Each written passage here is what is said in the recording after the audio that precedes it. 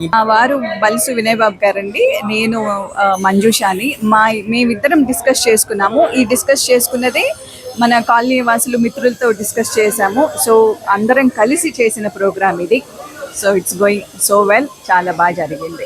5 days నుంచి ఈ సేవా కార్యక్రమం అనేది మీరు చేస్తున్నారు మున్సిపాలిటీ కార్మికులకి. మీకు ఎలా అనిపించింది? మాకు అండి మాకు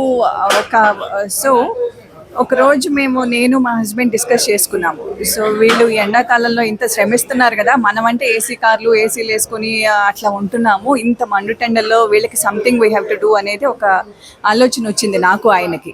వచ్చినప్పుడు ఇన్స్టెంట్గా ఓకే సార్ పొద్దున పూట బ్రేక్ఫాస్ట్ ప్రొవైడ్ చేద్దాం వీళ్ళకి అని అనుకున్నాక ఈవినింగ్ తన కాలనీ ఫ్రెండ్స్ వస్తే వాళ్ళతో ఈ మాట తను షేర్ చేసుకున్నారు. నేను ఇట్లా పెడదాం అనుకుంటున్నాను వాళ్ళకి అని డిస్కషన్ చేసుకున్నప్పుడు వాళ్ళు ఇది చాలా మంచి ఐడియా అండి, ఇంతవరకు కూడా ఎక్కడ మనం వినలేదు చేయలేదు, సో మేము కూడా పార్టిసిపేట్ అవుతాము అని వాళ్ళు కూడా ముందుకొచ్చారు. సో అట్లా స్టార్ట్ అయింది ఈ జర్నీ. ఏప్రిల్ 19th నుంచి మొదలు పెట్టామండి. ఏప్రిల్ 18th మేము డిస్కస్ చేసుకున్నాం, 19th నుంచి ఇంప్లిమెంట్ చేసేసాము. సో అది నిరంతరాయంగా ఒక్కరోజు కూడా బ్రేక్ లేకుండా ఈ 45 days కంటిన్యూస్గా చాలా చాలా బాగా జరిగింది.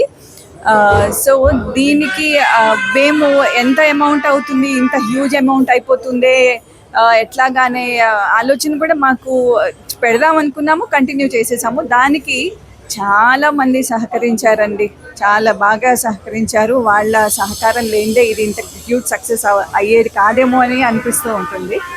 బట్ ఇలా మంచి పనులు చేస్తే అందరూ కాంట్రిబ్యూట్ చేస్తారనేది ఈ ప్రోగ్రాం ద్వారా నిరూపితమైంది. సో అదొకటి మట్టికి ప్రముఖంగా చెప్పదలుచుకున్నాను నేను. సో వాళ్ళు కూడా 10 మంది సహకారంగా స్నేహంగా ఉంది. మరి ఇలా స్నేహం ఆ 45 రోజులు ఉపయోగించారా? 2 రోజులు 3 రోజులు ఒక డిఫరెన్స్ ఏమైనా కనపడిందా? రోజుకి ఆ స్నేహం ఇంకా బలపడింది, కానీ ఎక్కడా కూడా వెనకడిగా వేయలేదండి. అది అసలు మాట అనుకునేటానికి ఆస్కారం కూడా లేదు. Thank you.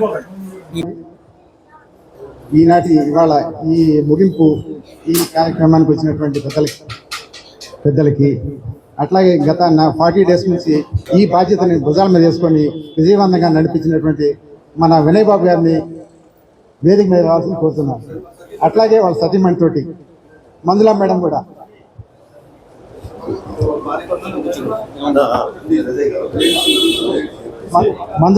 రావాలి.